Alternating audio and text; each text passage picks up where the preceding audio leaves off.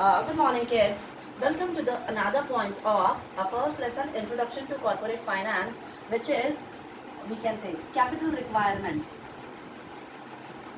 Capital requirements. Now, capital means what, guys? Initial amount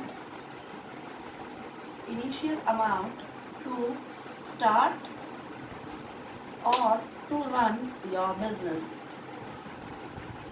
Capital is initial amount to start or to run your business. It's known as capital. Capital क्या होता है बच्चों कि हमें business शुरू करने के वक्त जो पैसा लगता है या बिजनेस स्टार्ट करने के वक्त हमें जिस पैसे की ज़रूरत पड़ती है उसी पैसे को हम लोग बोलते हैं बच्चों कैपिटल। अब आइए देखते हैं कि ये कैपिटल की रिक्वायरमेंट्स कैसे होती है।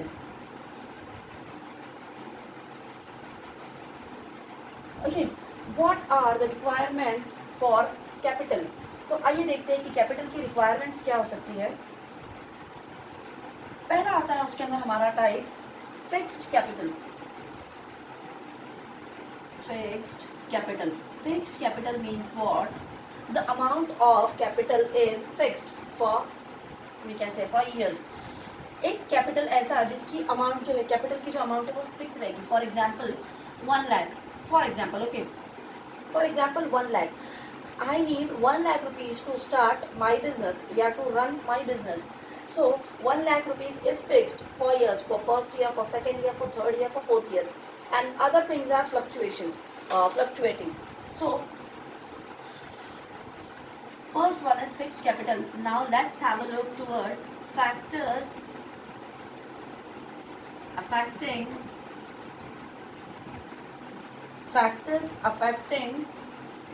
on fixed capital. जैसे मैंने आपको बताया, capital means what, initial amount to run your business, and fixed capital means what, the amount of capital is fixed for every year, for first year, for second year, for 10th year also. The amount of capital is fixed, वो हमेशा के लिए fix ही रहेगी, हर साल के लिए। अब हमारे फिक्स कैपिटल को अफेक्ट करने वाले या हमारे फिक्स कैपिटल को वी कैन से क्या क्या फैक्टर्स से है जो हमारे फिक्स कैपिटल को सपोर्ट करते हैं, उसको डिस्ट्रैक्ट करते हैं या उसको अफेक्ट करते हैं। आइए देखते हैं।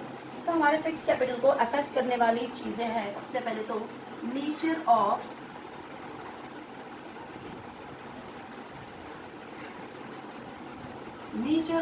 Business. Nature of business means what, nature of business के अंदर आ जाएगा कि कितनी मनी इन्वेस्ट की है हमारे बिजनेस में, सबसे पहला पॉइंट आ जाएगा। दूसरा आ जाएगा कि purchasing of fixed assets for profit motive.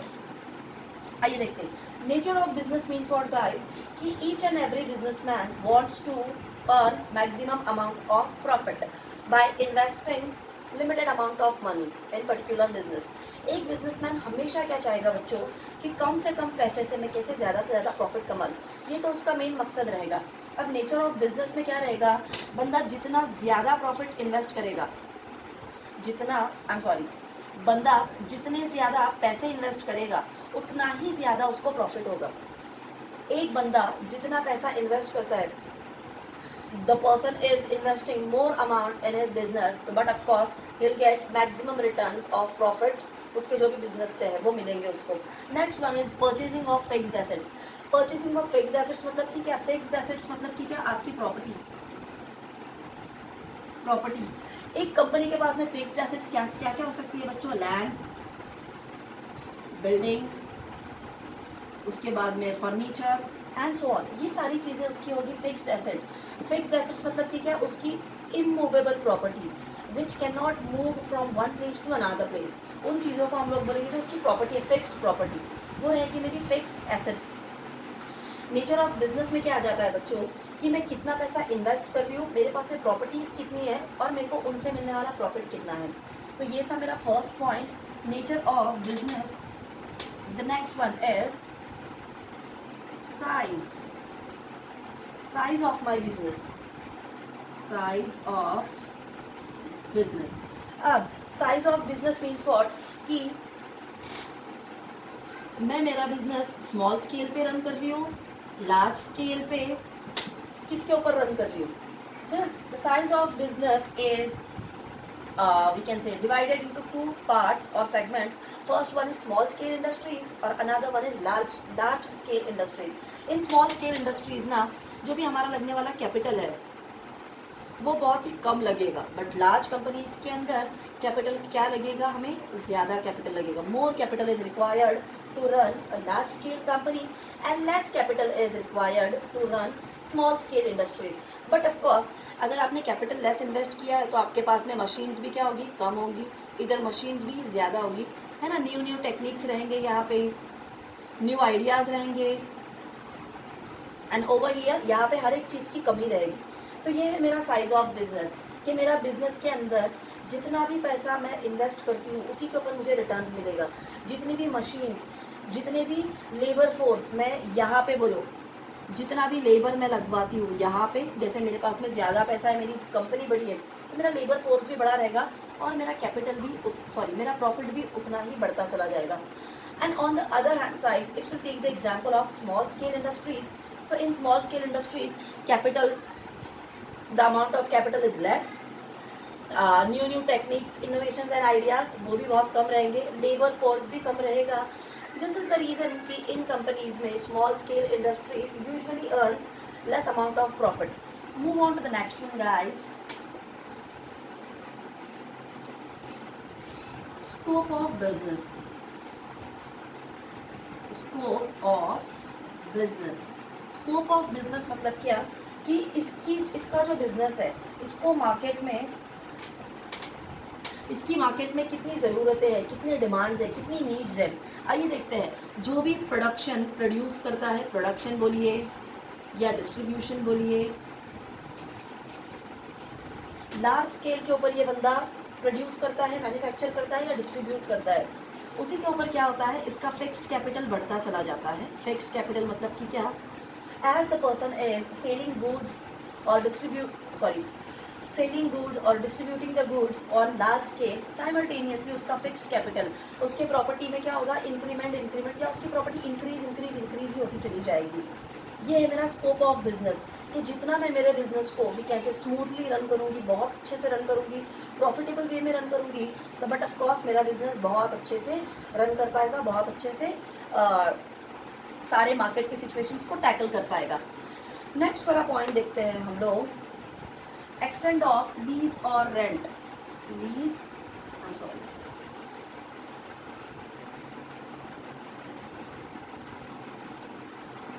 Extent of lease और रेंट.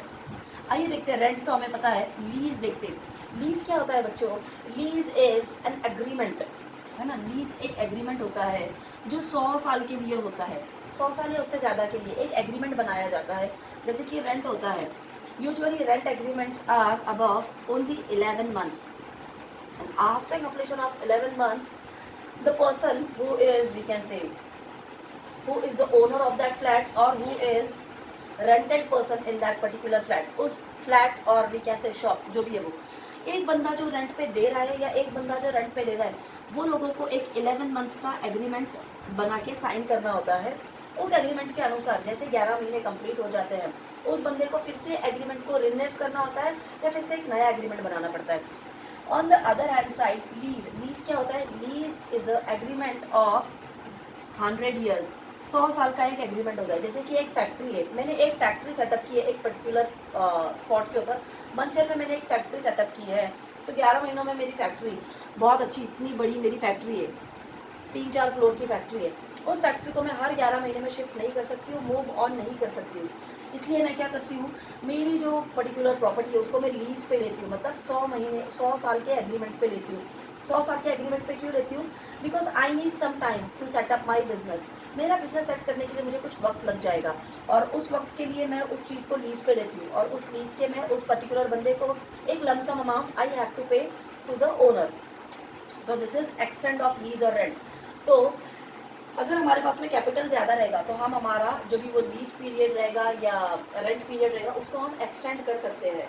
ठीक है, आइए देखते हैं अगला. अगला है मेरा अरेंजमेंट ऑफ सब कॉन्ट्रैक्ट.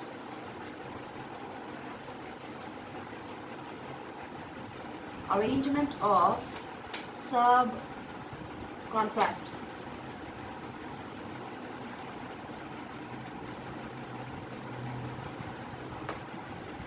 ठीक है, अरेंजमेंट ऑफ सब कॉन्ट्रैक्ट, इसके अंदर क्या आ जाता है? टू परचेज प्रोडक्शन आइटम्स, है ना। Instead of investing the amount of capital in property और फिक्स्ड एसेट, प्रॉपर्टी में या फिक्स्ड एसेट्स में पैसे इन्वेस्ट करने से अच्छा बंदा क्या करता है? प्रोडक्शन के आइटम्स खरीदता है, such as machineries, raw materials and so on. एक बंदा क्या करता है कि प्रोडक्शन की चीज़ें ज़्यादा खरीदता है। वो क्या सोचता है कि जितना मैं प्रोडक्शन ज़्यादा करूँगा उतना ही मेरे पास में प्रॉफिट ज़्यादा आएगा, प्रॉपर्टी में इन्वेस्ट करने की बजाय। और कुछ लोग सोचते हैं कि प्रॉपर्टी में इन्वेस्ट करूँगा तो मुझे रिटर्न्स अच्छे मिलेंगे, जिसकी उसकी थिंकिंग, जिसका उसका way, we can see way of behaving. आइए अगला देखते हैं, acquisition of old asset. The sixth one is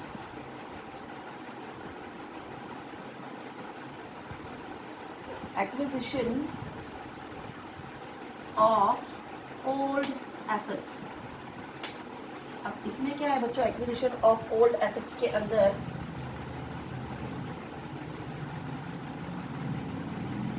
ठीक है, अब एक्विजिशन ऑफ ओल्ड एसेट्स क्या होता है? जैसे कि हमारे पास में कैपिटल क्या है? कैपिटल क्या है?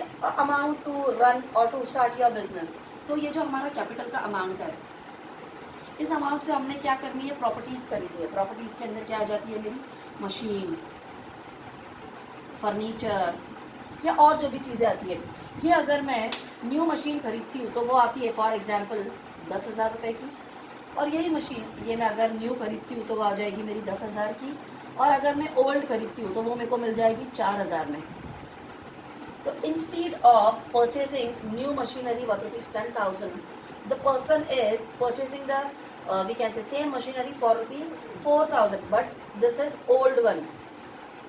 एक्विजिशन ऑफ ओल्ड एसेट्स मतलब कि क्या? हम नई machine, instead of purchasing new machineries या न्यू फर्नीचर, वो बंदा क्या करता है? पुरानी चीज़ें खरीदता है, जिसके वजह से उसके पैसे कम हो जाते हैं। भाई फर्नीचर है फॉर एग्जांपल चलिए 20,000 का है, तो वो फर्नीचर उसको मिल जाता है 11,000 में। तो ये जो पैसे बचते हैं वो बंदा क्या करता है? उन पैसों से अपना कैपिटल की अमाउंट को और बढ़ाता चलता है पुरानी एसेट्स को परचेज करने के बाद में। आइए अगला पॉइंट देखते हैं जो कि मेरा नेक्स्ट है,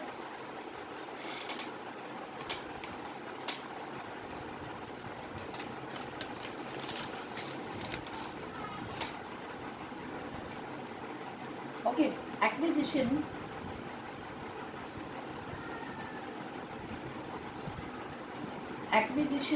of we can say assets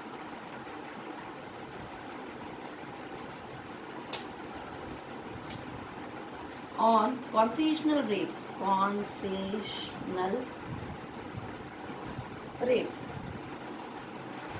now acquisition of assets on concessional rates। अब हमने ऊपर देखा कि जो भी हमारी वी कैन से एसेट्स है, प्रॉपर्टी है, उनको हम क्या करते हैं? कम दामों में खरीदते हैं, या we can say second hand चीज़ें खरीदते हैं। नेक्स्ट वन इज मेरा acquisition of assets on concessional rates. अब ये अगर मैं पुरानी एसेट्स खरीद रही हूँ, पुरानी मशीन्स खरीद रही हूँ, तो उसकी जो लाइफ रहेगी वो बहुत ज़्यादा नहीं रहेगी, है ना। उसका डेप्रिसिएशन हो चुका रहेगा, वो चीज़ें ऑलमोस्ट थोड़ी टूटी फूटी रहेगी थोड़ी, जिसकी वजह से वो चीज़ों को मैं लॉन्ग लास्टिंग या लॉन्गर पीरियड के लिए संभाल के नहीं रख सकती। आइए देखते हैं अगला कि एक बंदा, the person wants to purchase new machines, new furnitures and all, but the thing is that उसके बाद the person is not having sufficient amount of money with him. एक बंदा न्यू एसेट्स, न्यू फर्नीचर खरीदना चाहता है, properties खरीदना चाहता है, बट उसके पास में इतने पैसे नहीं है available. So the person is purchasing same things, means land and building, furniture, plant, machine on installment basis. The person is purchasing same thing on installment basis. Concessional rates मतलब कि क्या? इंस्टॉलमेंट्स पे वो बंदा वो खरीदता है। For example land and building है मेरी 1 लाख की, तो वो बंदा उसको भाई 10,000 के 10 EMIs में क्लियर करेगा। What is this guys? This is on installment basis. Move on to the next one.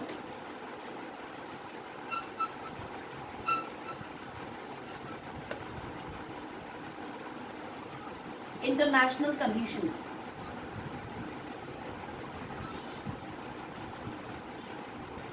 international conditions means what? If a person is we can say buying and selling goods on with another countries, एक बंदा जब चीज़ों को दूसरी countries के साथ में type करता है या purchasing and selling in another countries, दूसरी कंट्रीज से खरीदता है या बेचता है, उस चीज़ को बोला जाता है बच्चों इंटरनेशनल कंडीशन। और इंटरनेशनल कंडीशन में क्या हो जाएगा, मेरे पास में दूसरी कंट्री के वी कैन से ये आ जाएगी करेंसी आ जाएगी, दूसरी कंट्री के मेरे पास में rate of we can say taxation, फिर जो भी ड्यूटीज़ है कस्टम ऑक्ट्राई ये सारी ड्यूटीज़ उस पर लग जाएगी। और लास्ट है मेरा trend in economy. Trend in economy ये एक क्या होता है, ये एक वी कैन से फैशन होता है, एक चलन होता है, एक तौर होता है, एक तरीका होता है कि इकोनॉमी को कैसे रन करना होता है।